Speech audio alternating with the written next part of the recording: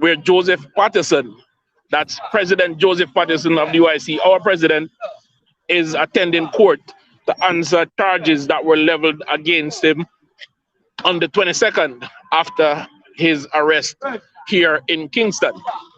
Now, I will show you the courthouse, which is behind me there, where you can see a very strong security presence, where the security forces are out in large numbers, heavily armed. And usually there is a strong police presence at the courthouse, but we can see that extra police has been added, and the gate, the President of the United Independence Congress is appearing in court this morning. So we have supporters from United Independence Congress here.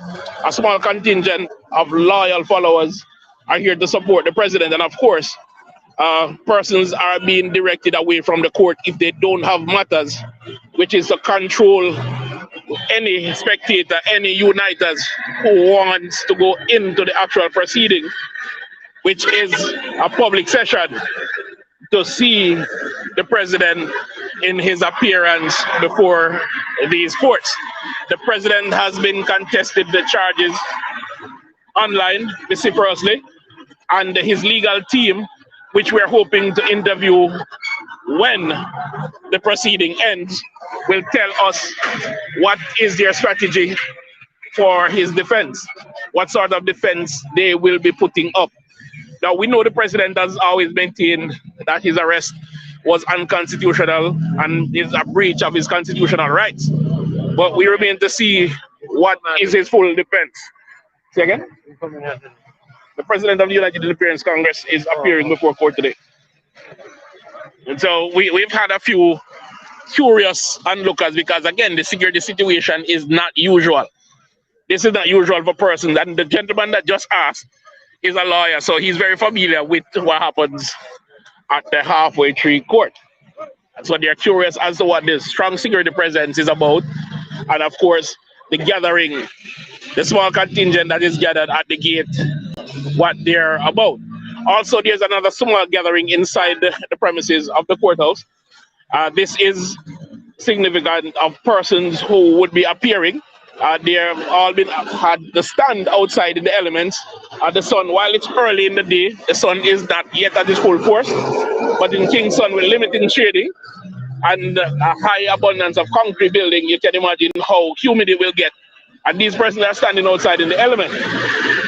Now, these are the kind of conditions that Jamaicans continue to face when they interact with the justice system.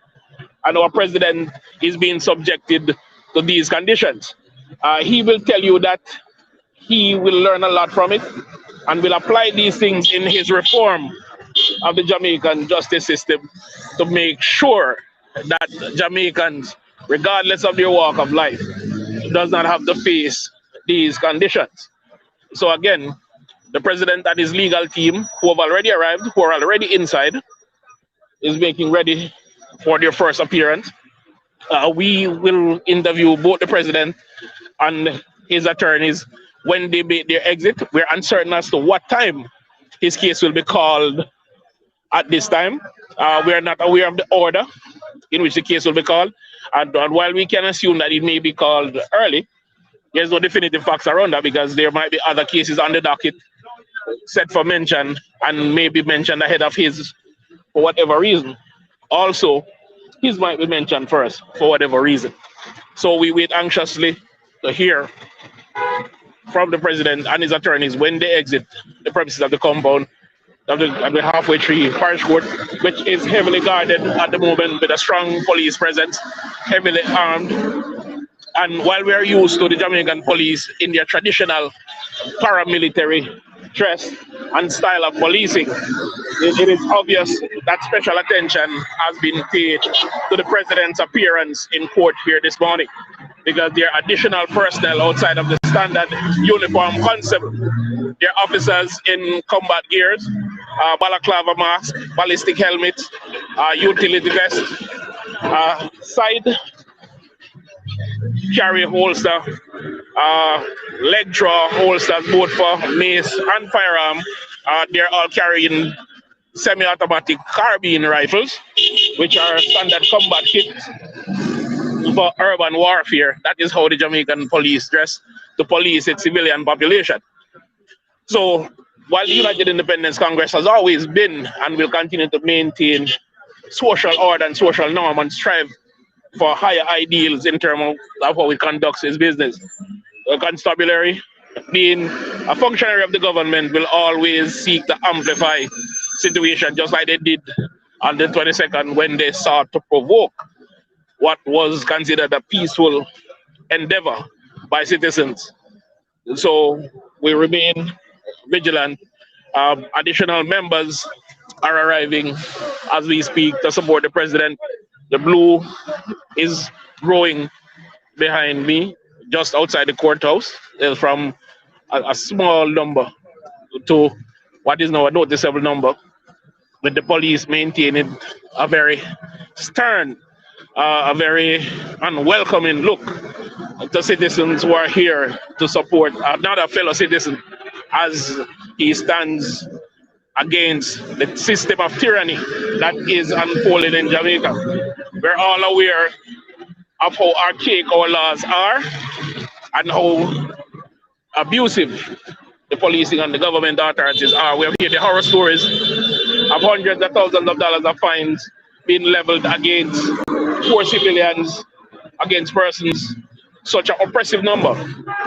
While other members who are politically connected, other Jamaicans who are politically connected, who are members or associates of the ruling party, have been able to flout or escape the law. Our president is here to stand firm, to look at the statute and tell the presiding judge exactly what his pleas and his feelings are towards how law and justice is being administered in this country.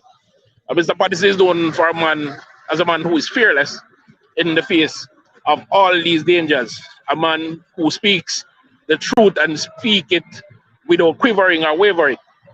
So I can only imagine when he's asked to make a plea, how pronounced, how definitive that plea will be. We are also supported here by a very ardent member of the Rastafarian community. He has been here raising his flag all morning, supported Mr. Patterson, declaring him to be the next Prime Minister of Jamaica. And it's sentiments like these that are being echoed throughout Jamaica, throughout social media land, by everyone who now sees the kind of tyranny that is unfolding in Jamaica land we love. They now know, they now understand that this is not about a pharmaceutical substance, but about liberty, about oppression, about the government taking steps without consideration for the people, acting in a manner without consideration for the lives or the livelihood, despite their pronouncements of Jamaicans, especially those Jamaicans who have been disenfranchised over the many years of economic abuse, over the many decades of suffering economic injustice and economic isolation. So Mr. Joseph Patterson is here today in the Halfway Tree Parish Court to start his proceedings. And while I won't want to divulge any of the strategies being considered, any of the consideration his legal teams are using in his defense, I'll wait for them to speak to us, to bring us that information. But we will stand here in vigil, as Uniters are, waiting for him to appear before us as he leaves the courthouse when he makes his preliminary appearance. This is going to be a very long legal battle on our behalf, and I would like to take this opportunity to urge Jamaicans on a whole, at home and abroad in the diaspora, to join the UIC, and for those who are unable to, support our legal defense fund, which is not only in defense of Mr. Patterson, but the three other accused. So help us defend them. This case will go a very long way, because we all know, based on the laws of Jamaica, the Constitution of Jamaica, that the Prime Minister's handling of this pandemic is unconstitutional, and therefore the legal remedies will be sought to the fullest extent. So we ask everyone to join with us. Your small contribution will help us. to see this through. So again, we're standing outside the halfway tree parish court, waiting for Mr. Patterson to come back to the outside after his initial appearance, where he will speak to us, where his attorneys will speak to us to let us know what they have done in this preliminary appearance, because this is a preliminary appearance by all intents and purposes. While the case won't be decided today, he would have been expected, when his case is called, to appear before the sitting representing magistrate and enter a plea or file a motion. So we're not sure which strategy will be used, but whatever it is, I await the word from his attorney and Mr. Patterson as to the way forward. We are rather anxious, and we see a large throng of persons entering, including one lone police officer arriving to reinforce his colleagues so attired in combat gears to police a civilian population that has no ill will or malice, but only here to support their president. And that, as one bystander is saying, it is quite intimidating.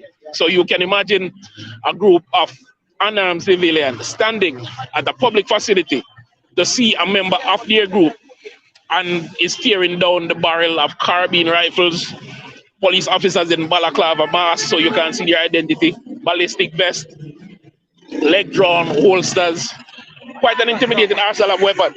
It's not normal procedure at the courthouse. They're usually along the side. They don't usually guard the gate of the courthouse.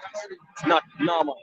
And you hear that, my friends, as we've been saying all morning, that even lawyers are asking who is appearing because they're not used to this level of security, if we can call it security, or this level of intimidation. So this is another attempt to stifle the will of the people, to stifle the voice of the people. So while we can say that persons such as the former agriculture minister is walking free, Mr. Green is walking free, where we've been told that the footage that corroborates the police's quote-unquote investigation into his activities can't be found, and he walks free. Joseph Patterson, who spoke for the people, is in that courtroom this minute to answer charges which are in violation, direct violation of the Jamaican Constitution, based on interpretations we have had from legal minds and from persons who have knowledge of this system. So we continue to wait, we continue to watch, and we continue to support the United Independence Congress. For people who are asking, he's on 3 charges. He's on 3 charges stemming from walking in Jamaica. That's correct, sir. If you want to appear in front of God knows, you want to walk to God knows, a man, God knows, you need a permit to do that. That sound right to you? So again, even as we stand here, the interests of the Jamaican people continue to be piqued by what is happening. That was a busman asking what's happening, because they all realize that these level of activities is unusual for this particular court. And in this particular instance, the other times that we have seen this level of security was when the reputed Klansman gang was appearing in the downtown court, in the Supreme Court. Now the police is about to address the crowd. Let's listen.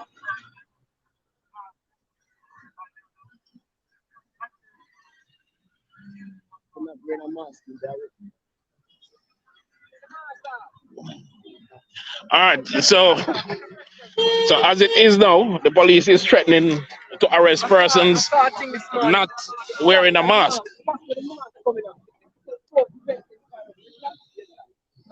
And so let's just take a quick break, and I'll be back with you in studio. Bear with us, and let's check on a couple things and get back to you